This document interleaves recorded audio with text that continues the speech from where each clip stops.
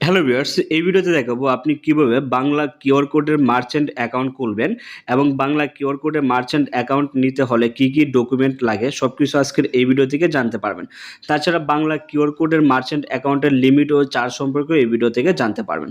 তো বেশ, ভিডিও শুরুতে বলে রাখি, আপনি যদি আমার চ্যানেলটি এখনও সাবস্ক্রাইব করে না থাকেন তাহলে এখনই চ্যানেলটি সাবস্ক্রাইব করে বেল আইকনে প্রেস করে রাখুন।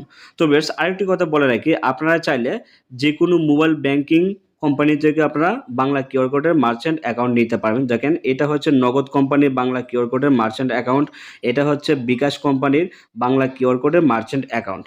এরকম উপায়, রকেট যে কোনো মোবাইল ব্যাংকিং অ্যাকাউন্ট থেকে আপনারা বাংলা কিউআর কোডের মার্চেন্ট অ্যাকাউন্ট নিতে পারবেন। এছাড়া বাংলাদেশের যে সকল ব্যাংক অ্যাকাউন্ট রয়েছে, যেমন ব্যাংক এশিয়া, রূপালী, সোনালী, যে কোনো ব্যাংক থেকেও আপনারা সরাসরি বাংলা কিউআর কোডের মার্চেন্ট অ্যাকাউন্ট নিতে পারবেন।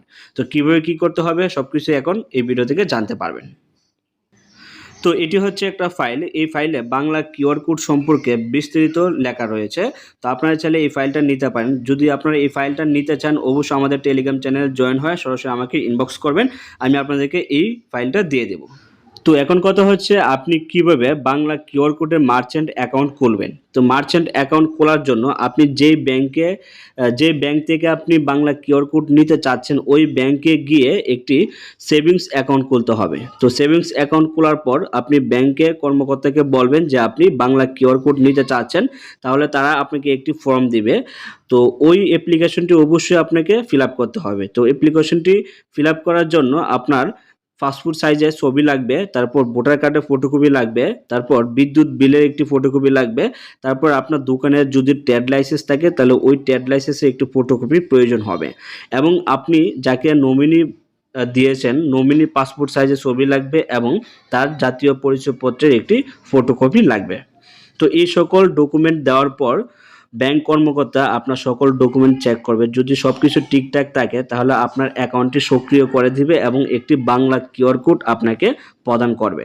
তারপর আপনি ওই কিউআর কোড দিয়ে যে কোনো ব্যাংক থেকে অথবা মোবাইল ব্যাংক থেকে আপনি পেমেন্ট রিসিভ করতে পারবেন শুধুমাত্র কিউআর কোড স্ক্যান করে। তাছাড়া আপনি যদি মোবাইল ব্যাংকের বা মোবাইল ব্যাংকিং এর মাধ্যমে যদি বাংলা কিউআর কোড নিতে চান, সেক্ষেত্রে ধরেন আপনি যদি বিকাশ থেকে নিতে চান অবশ্যই আপনার একটি বিকাশ অ্যাকাউন্ট থাকতে হবে, নগদ থেকে নিলে নগদ অ্যাকাউন্ট থাকতে হবে, মানে সেম প্রসেসই। তো প্রথমে অ্যাকাউন্ট খুলতে হবে, তারপর আপনি যেই কোম্পানি থেকে যদি বিকাশ থেকে নেন তাহলে বিকাশ কাস্টমার কেয়ারে সরাসরি যাবেন, যাওয়ার পর তাদেরকে বলবেন যে আপনি একটি মাইক্রো মার্চেন্ট নিতে যাচ্ছেন অথবা রেগুলার মার্চেন্ট নিতে যাচ্ছেন। তারা আপনাকে একটি ফর্ম দিবে, ওই ফর্মটি আপনি ফিল আপ করবেন। ফিল আপ করার পর তারা সকল কিছু যাচাই বাছাই করবে, যাচাই করার পর সব কিছু ঠিক থাকলে আপনার একটি বাংলা কিউআর কোড তারা প্রদান করবে।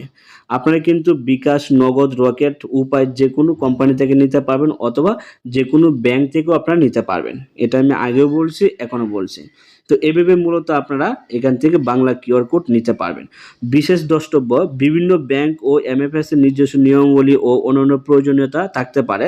অ্যাকাউন্ট খোলা ও বাংলা কিউআর কোড পাওয়ার জন্য নিজের অ্যাকাউন্ট সংশ্লিষ্ট প্রতিষ্ঠানের শাখা অফিস বা নিকটস্থ কাস্টমার কেয়ারে যোগাযোগ করতে হবে, মানে সরাসরি আপনাকে যোগাযোগ করে নিতে হবে। আপনারা চাইলে অনলাইন থেকে কিন্তু এটা আবেদন করতে পারবেন না, আপাতত অনলাইন থেকে আবেদন করা যাচ্ছে না, সরাসরি ফিজিক্যালি গিয়ে আপনাকে বাংলা কিউআর কোডের জন্য আবেদন করতে হবে যে কোনো ব্যাংকের শাখায় অথবা মোবাইল ব্যাংকের শাখায় গিয়ে।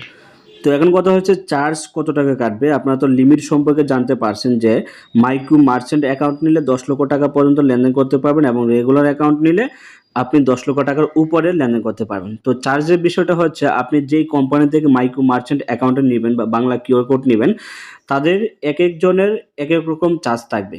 তো আপনি যেই কোম্পানি থেকে নেবেন অবশ্যই তাদেরকে জিজ্ঞেস করবেন যে তাদের প্রতি হাজারে কত টাকা করে চার্জ কাটে।